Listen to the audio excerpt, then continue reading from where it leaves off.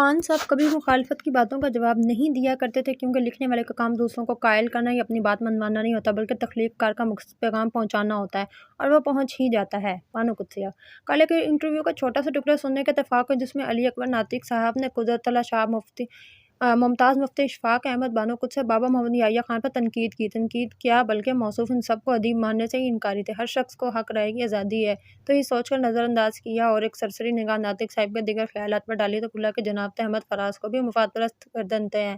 تخلیق یا تخلیق کار سے نظریاتی اختلاف اور چیز ہے، جبکہ کسی کی ذات پہ انگلی اٹھانا، اور لہٰذا ان سب کو سستی شہرت کا ہتھ کنڈہ جان کر نظر انداز کیا، اور بانو قدسیہ صاحبہ کا مذکورہ بالا اقتباس یاد کر خاموش ہو گیا۔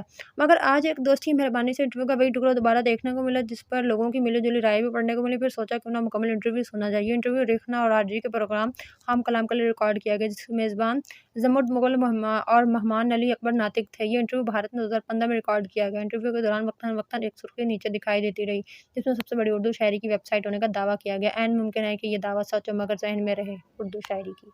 اگر آپ کو میری ویڈیو اچھی لگے تو ویڈیو کو لائک کریں، شیئر کریں، چینل سبسکرائب کریں، دعا میں یاد رکھیں۔